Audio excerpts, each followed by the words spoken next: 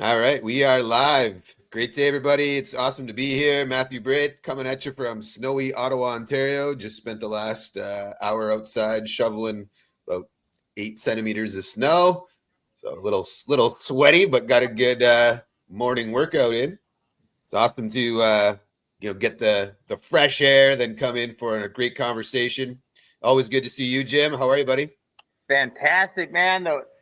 I know you're in the tundra, but the weather here has really lightened up, man. It's like 60 to 80. 60 is a low and 80 is a high, which to me is like perfect. So the blossoms on all the plants are starting to come up. It feels like spring. Complete opposite. Yeah. Complete opposite. So you were telling me before we started recording here that you've got some really exciting things going on with RFK and potential there. You want to touch on that briefly before we dive in? Sure. Sayer G is one of my most trusted news sources. I just love this fella. He was labeled right at the beginning of COVID as one of the disinformation dozen because he simply spoke the truth. And something happened about a year ago, too, where he did not align with some of his good friends in the political world on particular issues, and he retracted his support, even though supporting these people was very good for him because, so I just thought he's the most ethical guy, or, he's just completely ethical like we all are.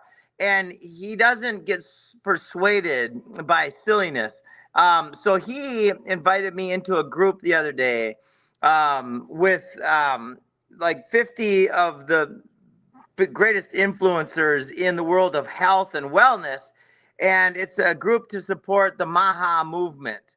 And I've been in these conversations now on Signal, and I'm so thankful to be in this group of very famous people, very well-known people who are all here to do one thing.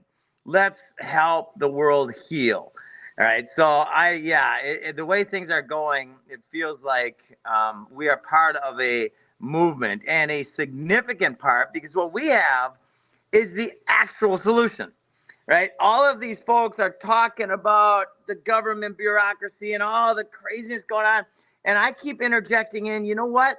The government is not the answer. The answer is us organizing effectively. That's the answer. So anyway, I'm getting a lot of thumbs up and a lot of good connections that will help further our cause. That's outstanding. Yeah. And I'm very grateful for that, man. It's so well timed. All of this is the pendulum starting to swing the other direction. And it's gone so crazy for so many years, this continual slide downhill, so to speak, that it's awesome to see this turn. Yeah. Now, like it's hard to trust the politicians, and the government's not the answer. And I'm also thankful to see a lot of this corruption being exposed, right? There's a new level of light being shone on the corruptness inside these institutions that the majority of people put absolute faith in. Yeah. And because that stuff is being exposed, it's now making people ask more questions, ask better questions, be more interested in what's going on. Yes. Like, I don't think anybody has ever give a shit really about who's going to be the new Secretary of Health and Human Services. Right. And now it's all that anybody's talking about. Yeah. Right? It's everywhere. Yeah. People are tuning in and watching these things live. Yeah. And like learning the process of how it works. Yeah. And nobody cared before. But, America is like gnawing on their fingertips right now, hoping. One side's hoping, one side is deathly afraid, right?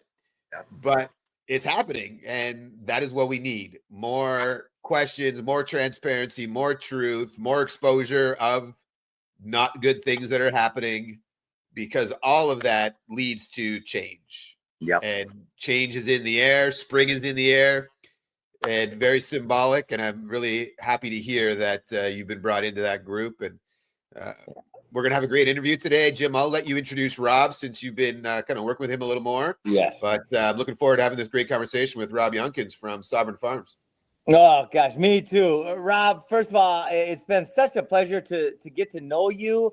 Rob has been at our farm several times, and he brought the hydrofoils, right? Yeah, e-foils. Yeah. Yeah, e-foils. There we go. And Rob gets it. He has become a partner, and we are working on some incredible solutions for the world. And what I love about Rob, among other things, is his dedication, his commitment, and his knowledge of operations and things like that. Which I believe you've gotten a lot of that from the military. Is that right? Yes, sir. So, Rob, please share a little bit about your background, what brings you here, and your passions. Sure. Well, I'm in, it's 72 degrees here in southeastern North Carolina, right around Wilmington. So I'm kind of in the middle between you guys. I came from a small family in rural upstate New York, a little farm town, about 2 hours north of New York City. Everybody hears New York and they think the big city, but yeah, it's good farming up there, good country. And when I was a teenager, I worked on a historical farm just across the border in Massachusetts called Hancock Shaker Village. There we did everything. I primarily drove oxen, but we did everything as if it were the late 1800s, early 1900s, when the Shakers were powerful. And they lived in communes. They were actually celibate, religious, so they relied on recruitment. They eventually died off, but their practices stand to this day, and they're all regenerative. I didn't know that term back in the day. I didn't know permaculture, regenerative agriculture, but that's what we practiced. We did everything by hand, loose hay. We used animal power as draft power, no tractors, anything like that.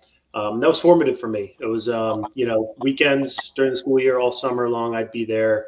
You couldn't get me away from there.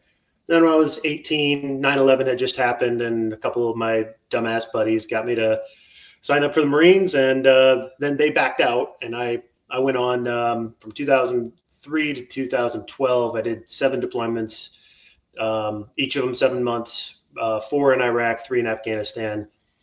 I lost touch with my roots, which was that farming, that agriculture, and that's had a reawakening in me the last 5 years. Many thanks to you, Jim.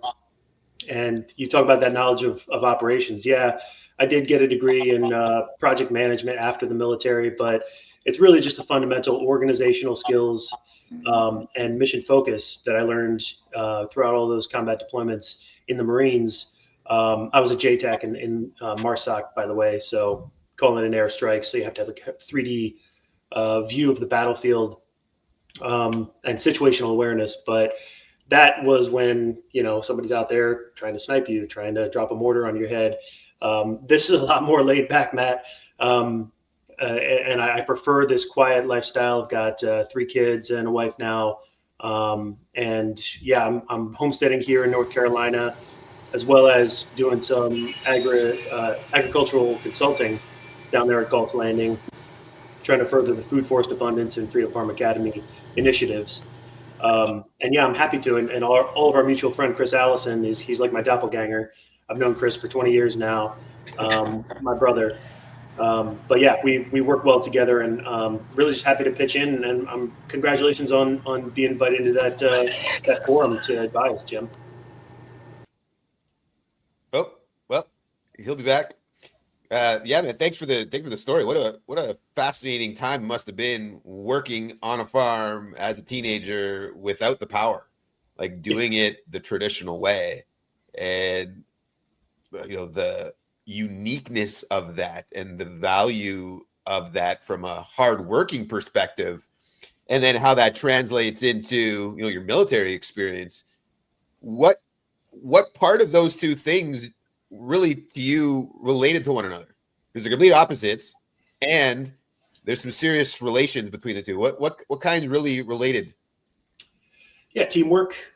Because without the mechanical power or electric power, it's all human powered and animal powered. So having to work together, and then just character, I'd say, Matt. Just it taught me hard work, not to be afraid of getting dirty, work ethic. yeah, those hot, sweaty days out there paid off when I was sweating over in the Middle East, doing silly things. Yeah, I'd say that, and really seeing through from seed to harvest helps you say, okay, well, if I take these small steps now in alignment with the mission, eventually the mission will be accomplished in the way that the commander intends. So yeah, from start to finish, kind of. Yeah, I really like that.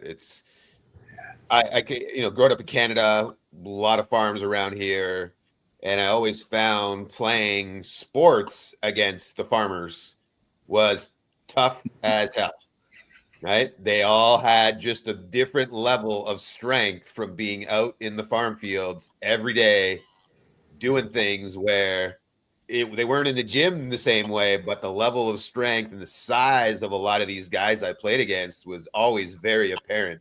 And I would imagine you probably experienced similar things in the military too. I'd imagine there's a lot of guys that came from the farm that went over to the military and had that similar type of burly body, man strength at a younger age. And wow. So Yeah, you did 7 deployments? yeah, Wow, man. Thank you so much for your service, by the way. no sweat. What an honorable thing to do. And what kind of major lessons, because it looks like you have reintegrated back into the world in a very successful way when a lot of military men have a lot of challenges around that. What are some of the major lessons that you took from there that have been able to bring back into your now civilian life and do similar things? And like, I imagine your mentality still is, I'm the president of my own house. I serve my family. I serve my community. I serve my country. What are some of those major things that you learned there that you brought back into civilian life in that way?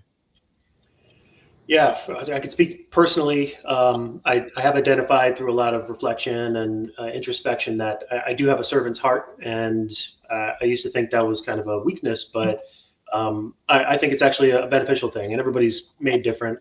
In my reflections and journaling, I got into yoga, slowed things down, was a big part of the transition because Marines, special operations, you go go go. I found that I was very destructive back in those days, and I was, in retrospect, a tool of the same nexus of kind of darkness that we all talk about now that we're opposing, and this movement is opposing. Destructive. I was really good at what I did, and now I have the opportunity to create. And I always kind of poo-pooed guys that played an instrument or made art or did something to create, and now I realize that is the essence of what brings us all together as a collective is creation. Everybody's experience in the military is a little bit different. I was hot and heavy, go go go, deployment tempo, as we talked about.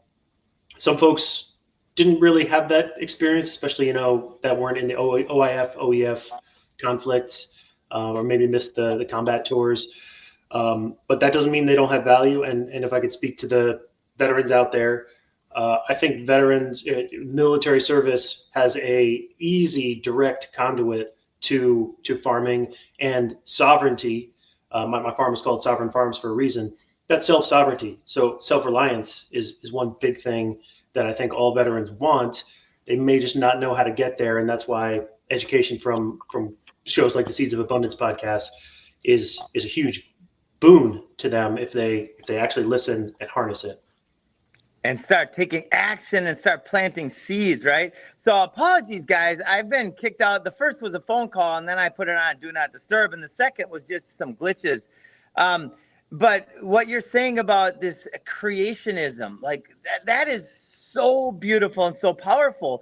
We are here to be the stewards of this land and to create beauty here by using the tools that God and nature have given us, and then designing and organizing those tools in a way that create absolute beauty. It's like the most epic game of Legos in the real.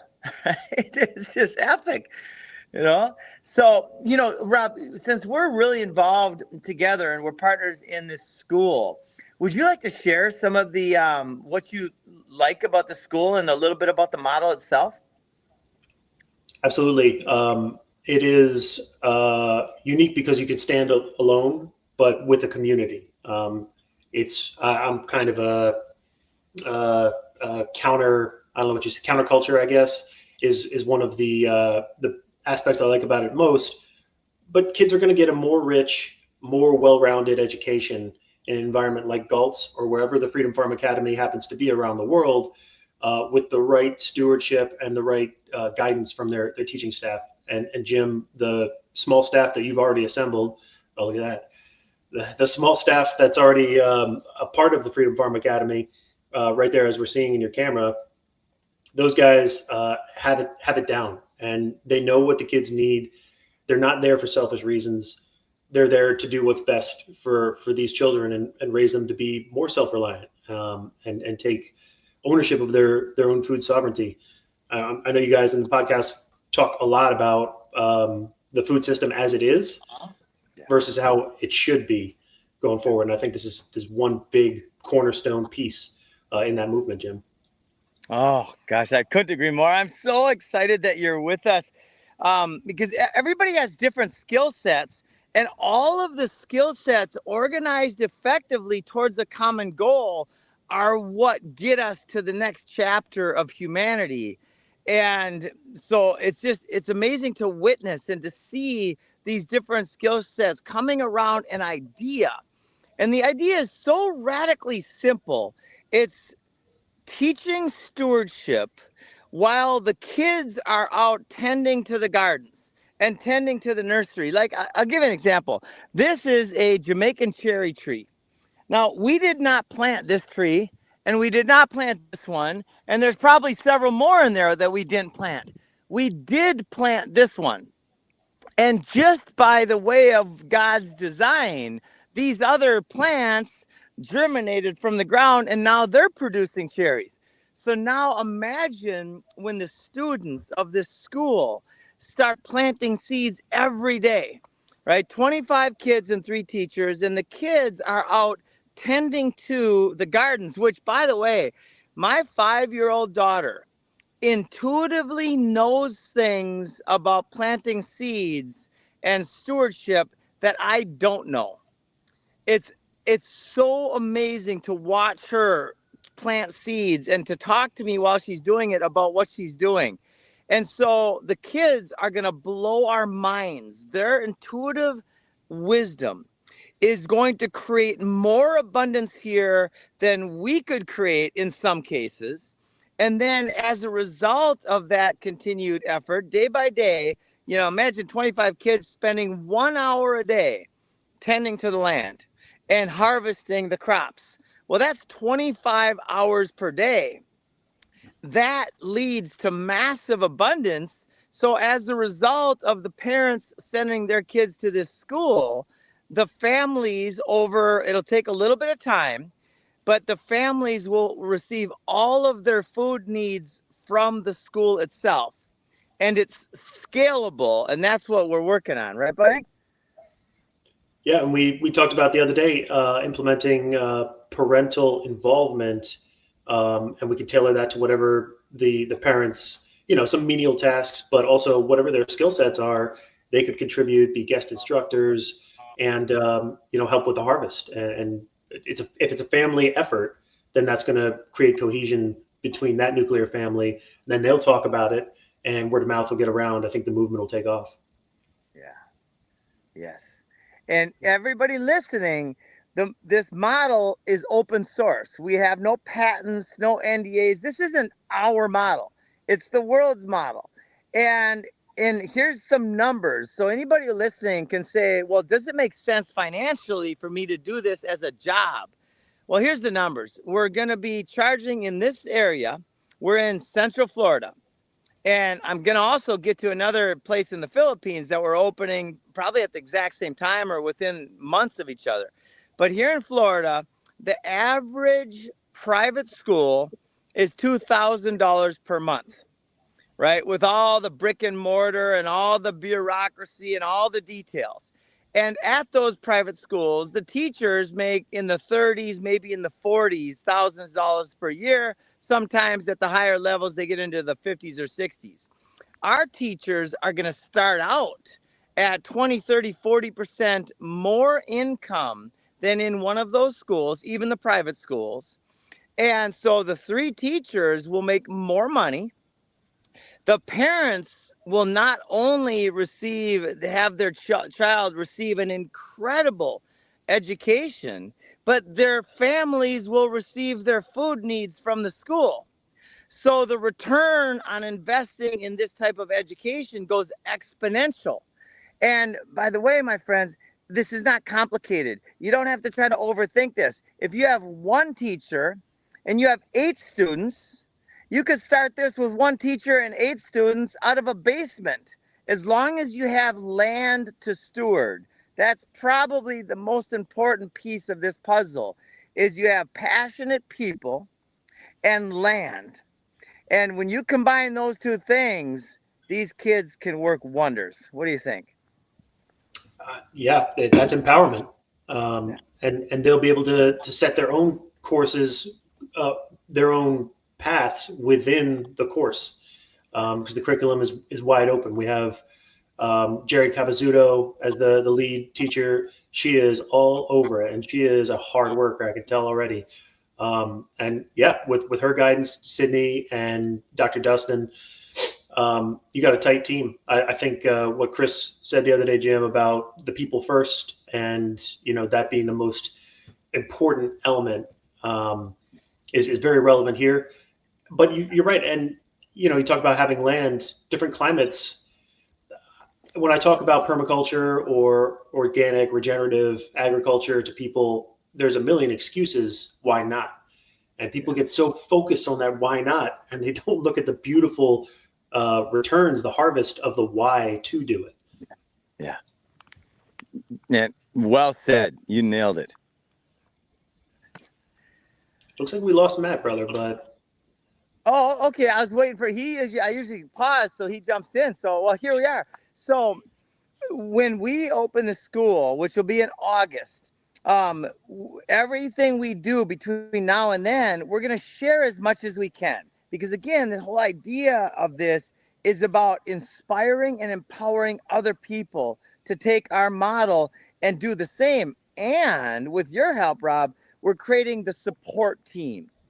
And there's many layers of support. Do you want to talk a little bit about how we best kind of organize to create that support team so other people can do the same? Yeah, we've got people with different specialties coming together, as you said, and meshing together. I think, myself coming from the agricultural side of things, as well as the organizational, the organization.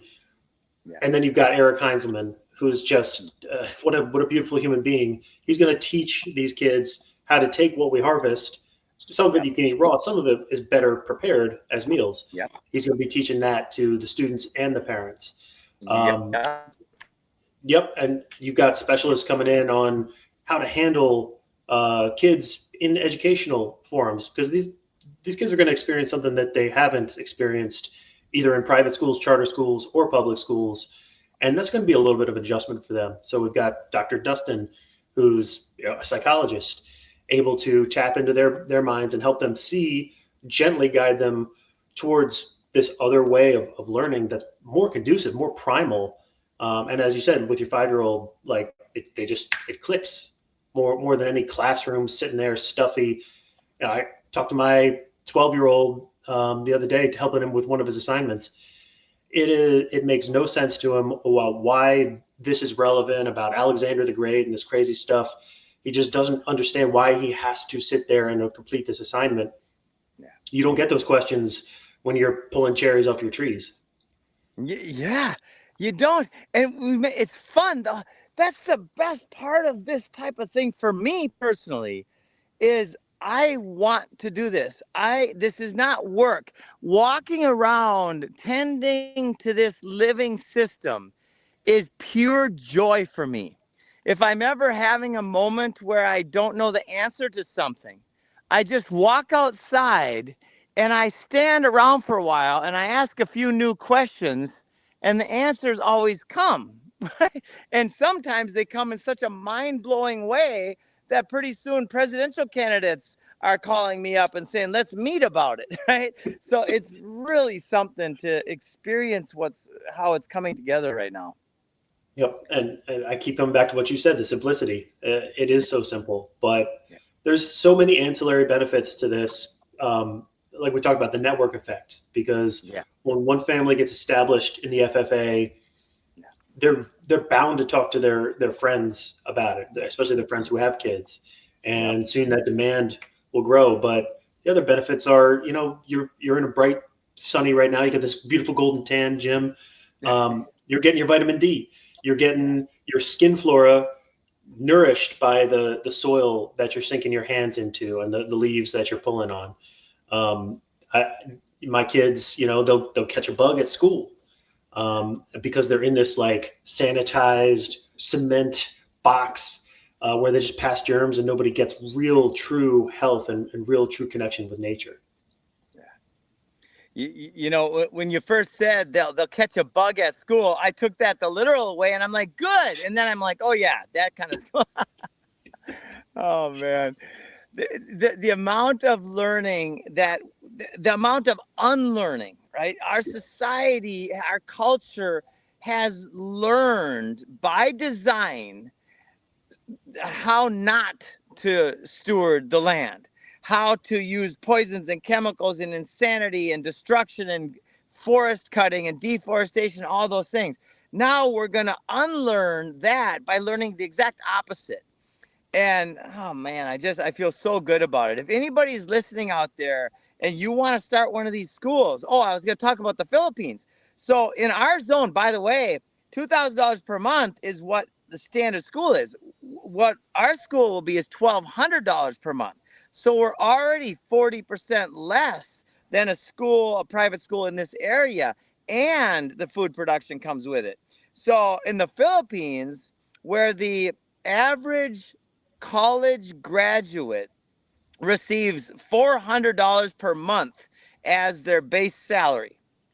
Well, in that zone, of course, $1,200 a month is ridiculous, but the same exact financial principles apply at $100 per month. So now the parents are paying $100 per month per student, and they're getting their food needs met. And remember, this is organic, poison-free food. In fact, forget the word organic. Organic has been corrupted.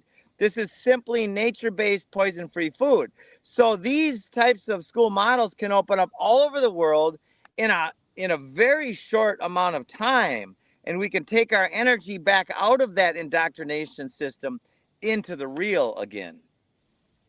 And to that point, Jim, one of the things we talked about on the phone the other day was how that model is centralized, and everybody's habituated to just receive guidance and direction from the top down. You talked about decentralizing the FFAs to put the power in the hands of the families, the students, and the teachers, the staff of those schools, so that the cadre can really tailor it to whatever the local needs are. I don't think too many people, especially us veterans, like we don't know where our food comes from most of the time. Like you can ask people, where'd that ear of corn come from? Like, oh, Iowa, right? Well, look into it. Where is your food coming from? Because that's what you eat becomes you. It's essential. How was the food in the military? I've never really asked that question. When you're out in the field operating, you're eating rations, which are like freeze dried. They've probably been sitting on a supply shelf for years at that point before they get to your lips. When you're back training on base, you go to the chow hall. They have a good variety of stuff, but the quality of the food is, it's just bottom dollar type stuff that they purchase. Yeah, not like that. To go get some raw milk. I mean, pasteurized milk.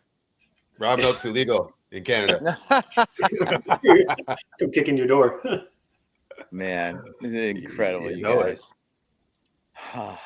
Well, man, hey, sorry I had to hop out there. I had a timer going off. I kids coming in from outside, and the raw milk arrived, and all the things. So just had to go assist for a few moments, but I'm glad to be back. And the school, just from my perspective on what Jim's been able to, come up with and then assemble a great team around, and all the ideas that are flowing around this, the central theme of having the children be the focus, interacting with nature, just so simple and so brilliant, right? You take Bill Mollison's quote about the problems of the world being increasingly complex and the solutions remaining embarrassingly simple. Well, we have a broken education system, right? And a serious indoctrination camp, if you're not paying attention. And that system has dumbed us down, effectively dumbed us down, and dumbed our children down every year, more and more programmed. And reconnecting with nature as a foundational, simple thing is that solution. Getting these children out involved in the natural environment, interacting with nature, regardless of where they live in the world, and then having them be able to love something, right? Care for something, gives them a whole new level of like purpose and compassion and these teamwork feelings that used to only be found kind of playing sports or working on a farm. This gives you that whole new environment in the school system, which currently is don't work together, right? It's you memorize this stuff, you memorize this stuff, you memorize this stuff. We're all gonna have a test to see how well you memorized it, and don't talk to one another during this test because it's all about you. And this is just a complete opposite. So I just think it's so brilliant and so simple, and it's going to be such a transformative piece when it really gets launched, that I can see people all around the world adopting this, wanting it for their location. I want this, wherever I live, I want to have this thing available, because it now, not only does it impact our children, but very quickly it impacts the community at large, as every child now starts bringing this stuff home. And as they bring it home, their home now becomes a new beacon of light for other people in their community, right? It exponentially grows through these nodes, starting at the one school.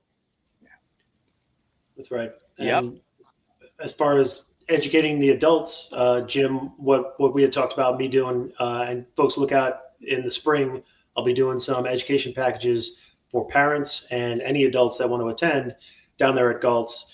For a few $100 over a 3-day weekend, you can learn how to harness that and homestead in your own backyard, feed yourself and process that food so that you can feed yourself year round, and unplug from that nasty centralized system, in the same way that we're doing with education with the Freedom Farm Academy. Take that sovereignty back over your own food. And the other thing I'd like to say, Matt, off of what you said, is a huge pat on the back to Jim, because it takes cojones to spearhead a movement like this. And I appreciate you very much, Jim. Hey, thank you, Rob. And, can you share a little bit more about your, the event that you're going to have and the events, right? This is going to be a regular thing. I am so excited about this. This ties it together in such beautiful ways. Yeah, I've been working with Chris Allison to really hammer out the details of the programming, but it'll be an intensive instruction. The mission is education here, that you can take back with you. So it'll be professional instruction, both inside and outside. So we'll get a little bit of taste of both to get out of that Florida heat. But we'll be having classes with Eric, who will show us how to go from farm to table, harvest what we are going to eat throughout the day in the morning, and then we'll prepare it all together, to get some hands-on, some practical application time. But then there will also be classes on different ways to tailor agriculture and permaculture to whatever your environs are, wherever you're coming from. It could be a small backyard. You don't even need a yard. You can use hydroponics, fog towers, to grow your own food. Eric is a shining example of that. And if you have the space, you can really diversify, and you can get your community involved. So we'll have classes on that, bringing your community together. So you can be coming from Arizona, and there are ways to grow your own food out there in the desert. As well as, we don't really like navigating the red tape, but we'll be talking about different grants, loans that you can get as a small farmer. Just different ways to get your hands on some resources to get your own farm or homestead started. That is so empowering. I'm walking over to our kind of base of operations here, and just to show you real briefly how much the land can produce when you give it a little bit of love. The piles of food. I walk around anytime now, and there's literally just food all over the friggin' place. We've got thousands of pounds of sweet potatoes just laying around. 90% of them just turn into soil, which is good, by the way. We don't have to harvest them. Right? Look at the size of that sweet potato right there. That thing is my hand. It's like, and that's half of it. It's actually this one thing. That's one sweet potato. Yeah, the sweet potato slip that you gave me last year, Jim, I got a 10.2 pound sweet potato out of it. Happy plant. That's incredible. And you want some bananas? Oh, they're just hanging around. And, as soon as I show bananas, people say, oh, I can't do that in my zone. But guess what? There's thousands of other plants that you can do in your zone. And then we can propagate those plants to create more and more and more. And then we can share those with our communities. And that's how we create a future of abundance for our kiddos. Rob, tell us about your farm that you have. Are you primarily animals? Do you have both? Would that it were. Cattle are my love. I love cows.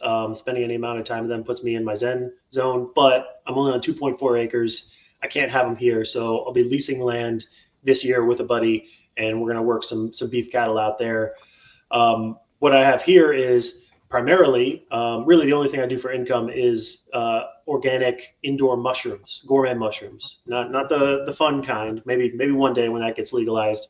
But for now, it's oysters, lion's mane, bear's head, shiitake, maitake. And I sell those locally, farmers markets, chefs around here in the Wilmington, North Carolina area. And then what's going in the ground is all homestead. And it's there for us to feed ourselves, take care of our family and our neighborhood. Once I scale up a little bit and talk to people about value of buying it from your neighbor down the street, or really just getting it if I have overflow. I think that's going to be a huge element to the homestead, is sharing with the local community. And we would love to have some chickens here. We just have to get that okayed by the neighborhood. Chickens and ducks to eat all those little bugs trying to eat our crops. That's right. As Bill Mollison said, you don't have a snail problem, you have a duck deficiency. I love that concept. Yeah. Wow, guys. Yeah, well, I've got people need to know is that there's over 300,000 different edible plants. So when you hear someone say, I grow this in my area, and you go, I can't grow that, just know there's options. There is a massive amount of options. And that is part of the fiction that's been sold to us, is that we've got this scarcity and that only farmers can grow food. And, we hear it all the time with what we do. At least I hear it all the time, where people say, I'm not a farmer, or I don't have a green thumb, or I can't grow food. And reality is, Jim's not a farmer, Rob's not a farmer, I'm not a farmer. We don't grow the food, nature grows the food. And that little simple shift in understanding makes all the difference in the world. As Jim always talks about, we have to be the good stewards of the land, care for the soil, help it be the best it can be, which then produces the healthiest plants. And the more interaction we have with that plant life, the more it begins to grow based on what we need, which is really fascinating. Right? And one of the foundations for communication in the ground is the mycelial network. The things that Rob does with the mushrooms and the mycelium, it's all a big web. And when you understand what's going on inside nature and the brilliance that's there, and if you get out of the way and you remove some of these silly blocks in your head around, I don't have a green thumb, I'm not a farmer, I don't have to grow food, and you actually become, really open to what's possible, there are very simple solutions that you can adopt today that don't require anywhere near the amount of work you believe they require, that could absolutely transform your life and your community's life. And if everybody starts doing just a little bit, wow, what a different place your community will be in a short while. Right? Under 5 years, you could have a community of hundreds of homes completely independent of the current food system. Yeah. And have an abundance of food growing there and a tighter community, one that's built on foundation that's solid, right? Of connectedness and working together and love and caring for one another, as opposed to the one that we've currently all been sold, where we're divided, right? I live in my house. Don't look over my yard. Don't peek over my fence. I don't want you to see what's going on over here. Right. Yep. And then we take that sentiment and we invite the schools and the prisons and the churches to join us. And of course, we invite the government too. We don't hold our breath. But when we invite them to join us and show them a logical path to do so that benefits them, then boom, this is happening fast. It's already, the momentum is there. It's already going to happen. It's just a matter of how fast are we individually going to be the change that we want to see in the world. Yeah. Yeah. I'll show you something real quick. See this? This is a hog plum tree, and it's deciduous, so it loses its leaves. And if you could see that, I just look at the little plants, the leaves starting to come in all over. Isn't that cool? Yeah. I just love seeing the growth. So, guys, I love you. I've got to jump off. I've got a podcast interview, like little mini documentary here.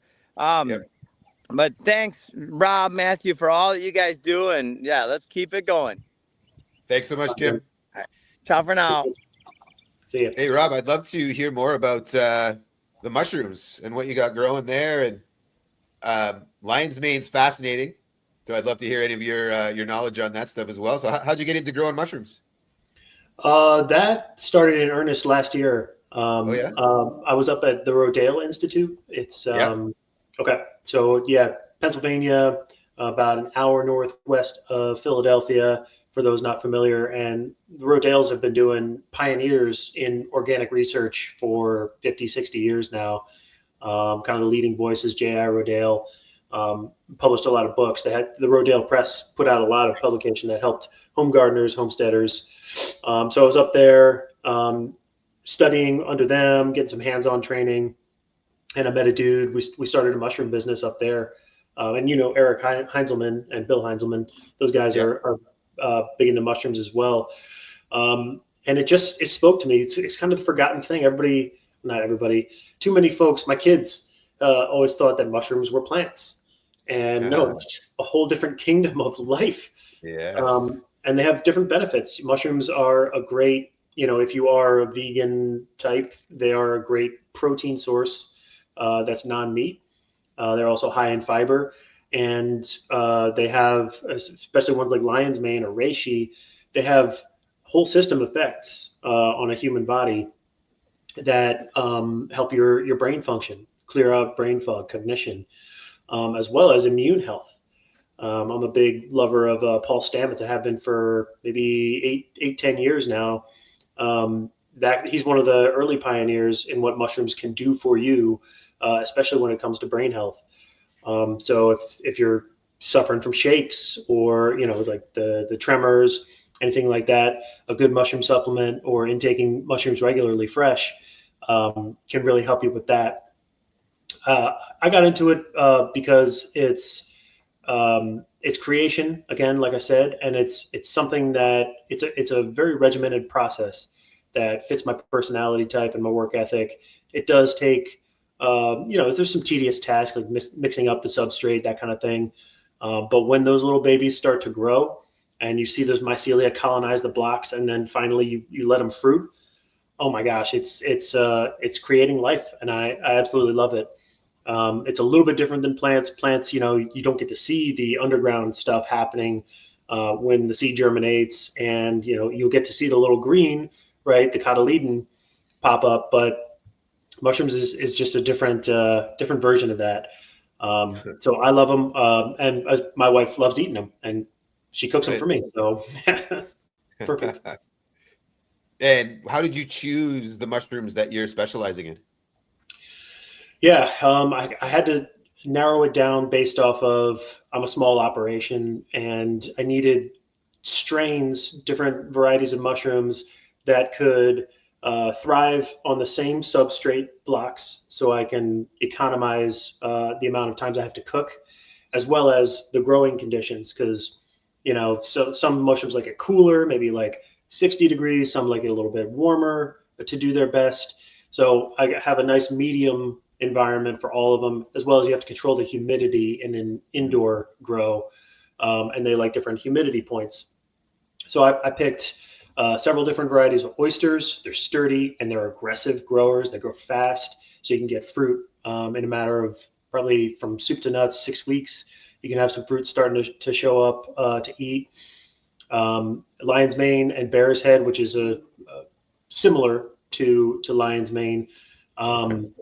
Those guys, everybody knows them and everybody wants them. So there's high demand for those, as well as me personally. And then shiitake is another one of those just popular ones. Piopinis. I haven't done creminis yet, but I would be open to it. And then there's some ones that are I like the challenge. Like maitake is a specific strain that takes a lot longer to grow, and it's a lot more sensitive. But when you get it, man, that's the bee's knees right there. Does the lion's mane and the bear's head, are those quite similar? They look similar. Yeah. They taste a little bit different, but for the layman, for lack of a better term, lion's mane is what they prefer just because they know it, they've heard it, and it's got that striking name. Bear's head is a derivative. I think it was maybe 5 years ago they genetically split them. Um, Oh, I do believe I could look up the exact answer on that for you, but they look the same. They grow in similar environments, and it's just different a diversification of offerings that I yeah. can produce. And with the lion's mane, do you know much about its effects on brain health and neurogenesis? As far as the science behind it, no, I don't know exactly how it helps you do it. I just know that there have been multiple studies showing that it improves cognition. Yeah. Yeah, and I believe helps with neurogenesis, like helps rebuilding new neural pathways. Um, so pretty fascinating stuff. Obviously there's a lot of plant medicines which are different than the funguses, but you've got the medicinal mushrooms, you've got these medicinal plants, the ibogas, the DMT, derived from, I forget the name of the plant right now. It's just escaped my mind. But anyways, the power of those things to heal people dealing with PTSIs. I like that term much better than disability. You Disorder. can heal, the injuries can heal. And I learned that actually from a gentleman that Jim and I had interviewed a few times. Matt Gatus is his name, and he's got a location in Pennsylvania. I think it's 2,200 acres called Camp Freedom. And it's all for vets, military, first responders, all that stuff to help them reintegrate, but also give them a place to go hunt, get out in nature. And he's the first one to really bring that to my attention, the post-traumatic stress injury language, right? Moving it away from disorder, because it pigeonholes anybody with the injury into something that doesn't go away, And it makes you right? feel a certain way about yourself. And Yeah. labels mean things. I learned that from a good buddy Yes. of mine. Disorder kind of connotates that I have something wrong with me. Yes. And it also lends itself to like a degree of permanence to it. Like Yes. it's irreversible. You are just Yes. out of order now. But that's not the case. Either ingesting things to help you heal, or going through the really hard self work of deep diving, looking in the mirror, saying, "Who am I?" Reflecting. That is also one way to heal the wounds of PTSI, which I will borrow that term. I'll start using that instead of PTSD. I like it much better. Yeah. Yeah, and the fact of the matter is that these plant medicines and fungal medicines right now are completely healing people who have gone with the specific intention of doing a trip and healing from it. And sometimes it takes more than one, but I have heard definitely multiple times now of people doing it in one experience, especially with the iboga. That's been a very powerful one, and that one will definitely help regrow. Serious neurogenesis going on there, and rewiring of your brain, which is phenomenal. Because again, there's so many of your brothers and sisters from the military that have gone and experienced. You can't even describe what that is like, and then to come back into society and reintegrate when you're so used to a certain thing. Look at yourself, a decade of that, right? And this is very different. Civilian life is very, very different, but you've been a decade living this way. How do you, reintegrate successfully? And the strategies around finding a new purpose, right? Caring for life again, being, what you're doing with mushrooms, or you look at, this is a different example, but prisoners, when they've successfully gone through their prison term and have started working in gardening, growing food, the reoffending rate plummets from typically over 60% to under 10%. Why? And it's because they've found a new purpose and a passion and are loving something. So I think it's great what you're doing. And I think we should really try to inspire more military vets to get involved with this side of things, especially if they've been struggling to reintegrate into society. You see a lot of very, very successful businessmen come out of the military that have been able to keep their minds right and now channel that energy towards business and have done extremely well. And then you have that group that doesn't reintegrate well. And it's like, how do we inspire them? Because the skill set that you have is incredibly valuable. Your leadership skills, your organizational skills, your understanding of step by step getting a mission done, right? So important. Like, what kind of strategies did you employ for yourself? And if you don't want to share any of that, that's really cool. But I'm just really, it's fascinating to me how some do it very well and some struggle with it. Yeah, and you're kind of you're leaving the nest, because when you're in the military, especially the way I was, a combat unit, going back every year on these deployments, you become institutionalized, and that's not a word I throw around lightly, but that's what our education system does. The military is one of those things, and you begin to feel more at home. It made more sense to me to be deployed with my team and just running around like, in the desert, completing missions. That made more sense to me than life at home. So it is a big adjustment. But I think one of the things that trips a lot of guys up is you fail once when you get out, fail to adjust, and you think that's the only shot you had. When in reality, it's the same as anything, iterations. And okay, so what? Fail better.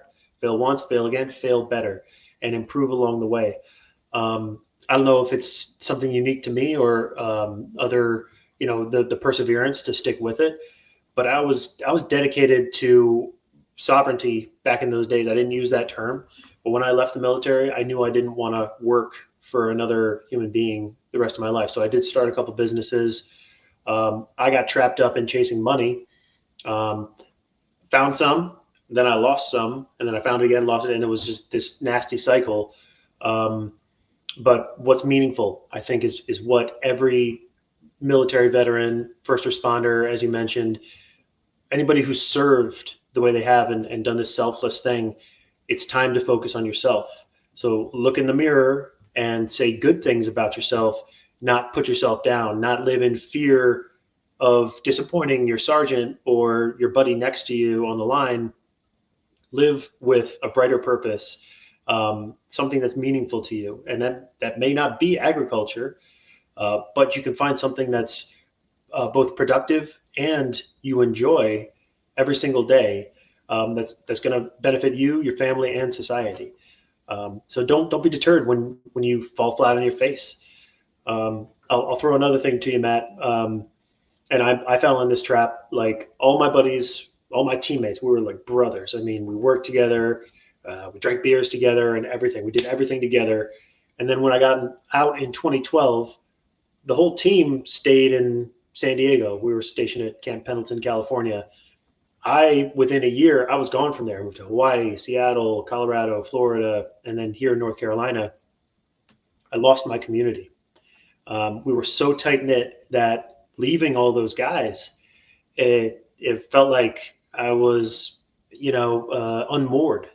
Like I was just floating around at sea, and I was just always scrambling to find my footing. So keeping comms, communications with those people who you really got that tight knit bond with, I think is an essential factor to carry you through the big transition. And Yeah. you may think after 6 months that you've adjusted to civilian life. No, sir, you or ma'am. It will take you a couple of years to really reintegrate into peacetime environments. Mm-hmm. Yeah. Does the military provide any help on a transition, or is it just, all right, you're done, thanks so much, and you're on your way? For me in 2012, there was not much. I threw myself into my first business, which was a food truck, healthy food. And yeah, that was really all I had. I had the VA medical care, which I'll never knock it. People complain here in the U.S. about socialized medicine and the VA doctors suck. Well, you know what? I've been on VA healthcare for a long time, and it's been a good service for me. That was really the extent of what I had. These days, from all my buddies who went in around the same time, 2003, they've all just retired in the last couple of years after 20 years. And there are programs now that they have, at least on the employment side of things, to help you find a job called Skill Bridge, which is like the last 6 months of your service. You can go and report to a company that's signed off on that. You can start working for them, or it could be an entrepreneurial thing, whatever endeavor you want to undertake in your last 6 months. It's kind of a phased approach to getting out. And there are non-military supported networks like the Honor Foundation. I don't know those guys, but a lot of my buddies have talked about them, where it's guys becoming professionals in the civilian setting, networking, which is a key for any successful business, as well as just having a support network around you. Yeah. Well, man, is there anything else you want to talk about for a little bit before we head off today? Man, are my Rangers going to win the Cup this year? I don't know. Who do you pull for? Honestly, I wanted to be a pro athlete, but I never really gave much of a shit about watching sports. Fair enough. Now, I do enjoy going to a game every now and again, but I do not watch it on television really ever. I have always thought that it would be cool to own an NHL hockey team one day. Okay. So that's been kind of on my list, of like the big dreams. But as far as me watching on a regular basis, I do not. I do like watching playoff hockey if I'm ever going to sit down and watch hockey. I like that better than regular season. Playoff hockey is just a whole other level of intensity. And I just love the sport. You're locked in this, basically a big cage on these little blades. You're going fast. That puck's moving fast. knock. I love the body contact. I was just a huge fan of that. Even the fighting, I think it's part of the game. I think it's great to have it in there. Those guys all know what they signed up for. Don't feel bad for any of them. They all know why they're there. They chose to be there. They want to be there. And I love that part of it. But who's going to win the Stanley Cup? I don't know, man. I would be a complete stab in the dark. I do like the Oilers. That was kind of the first team I ever really liked and modeled. My mom's brother moved out to Edmonton and he's been a season ticket holder, basically the whole time I've been alive. I'm 45 now. And he got me a jersey when he went out there. So that was kind of like always the team I've kind of stuck with. And it'd be cool to see Conor McGregor. Sorry, not Conor McGregor. Is that his name? McDavid. Conor McGregor, UFC fighter. Conor McDavid win a Stanley Cup. That would be cool.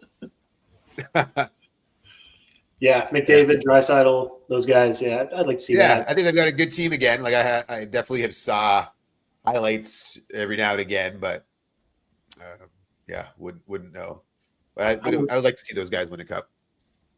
I would cheer for them too from the Western Conference. And then, like you, I only have time to watch the playoffs, but yeah, that will be on because the amount of competition.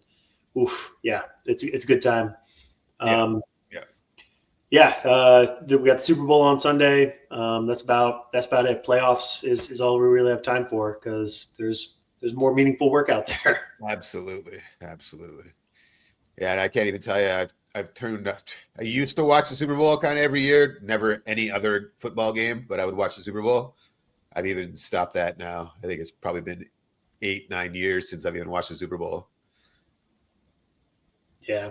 But I'll find out who won, I'm sure, afterwards, and all of the rituals that are talked about. Yeah, and I'll just say one more thing about the veteran side of things is online gambling, sports betting has become such an epidemic, and people are just slaves to it. They throw their money away and this kind of thing. I think if there's anything that would help anybody transitioning out of the military is like take a real good look at your habits each and every day, because if it's working 8 hours and then going home and playing video games or, sitting in front of the tube, it's not really going to get you anywhere. No. If you aspire to greater things, then you need to put in the work on a daily basis. Yeah. Yeah, that's so true, because if I love, you know who Aubrey Marcus is? Yeah, I know that name. He's created On It Nutrition. He's part of that original On It team. Mm-hmm. So his book is Own Your Day, Own Your Life.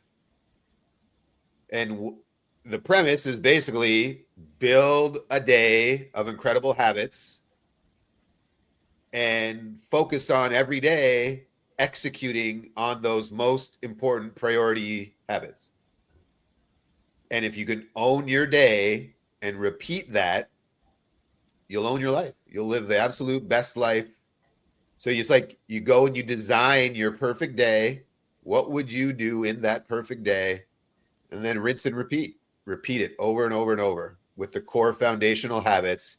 Now, obviously, every day is different. Hopefully you're traveling and you're with family, you're doing all these other things. But your core foundation, if you can master that, instead of fill your day with useless stuff, social media scrolling, online gambling, video games, right? Wasting your life worrying about somebody else's life, wasting your life looking at someone else's life, right? Which is what social media lets us do. You're going to be so much more fulfilled by doing that. And it's, again, I always go back to that Bill Mollison quote, although the problems of the world seem increasingly complex, the solutions remain embarrassingly simple. Right? That's good. What a simple thing to do to master your own life. Own your day, own your life. Yep. Live intentionally every day in alignment with where you're trying to get to. Yep. Right. Health and fitness a priority. Are you mastering that every day? Are you getting in there? Are you doing the work? Right? Your family's a priority. Is that family in your calendar? Is your family time there? You're spending time with your kids. You're spending time with your wife. Are you making intentional date times? Right. managing your money, whatever it is, managing and growing your business, master your day, master your life. Sex important? Are you putting Are you putting time into having sex with your wife? Right? It's all stuff that if we focus on those core things that we want, everything else, it fills in very successfully. I guess the way to look at it is you put your rocks in the bucket first, right? Then you fill it in later with the sand. Yeah. That's a good one. Yeah. Well, brother, thank you. Is there anywhere that people can find you? Yeah, we don't have a website, but we got an Instagram channel / Facebook. They're all interconnected. Okay. But yeah, look up Sovereign Farms. We'll be pushing out when we do those educational packages over the weekends down there at Galt's Landing in Orlando. Yeah. And we can start them there, and we can also travel elsewhere for any clients who might want to learn about agriculture, permaculture in their own home setting. We can organize that, but that'll be coming out this spring. You can find us there, and I think Jim said you guys will be pushing that on your social platforms as well once we set some dates for those. Yes, sir. All right, man. Well, thank you so much for joining us today on Seeds of Abundance. It was great to have you on. Thank you again for your service and for what you're doing now going forward, contributing to the school project that we got going on with the, in conjunction with the Freedom Farm Academy business model, and then growing mushrooms, getting in that whole new kingdom, and the power that those things have is just phenomenal and so much undiscovered yet. So it's going to be a very cool ride for you in the mushroom world. Yes, sir. Appreciate you very much. Yeah, thanks for being here, buddy. Yeah. I'll end this recording, and then don't hop off right away, okay? Okay.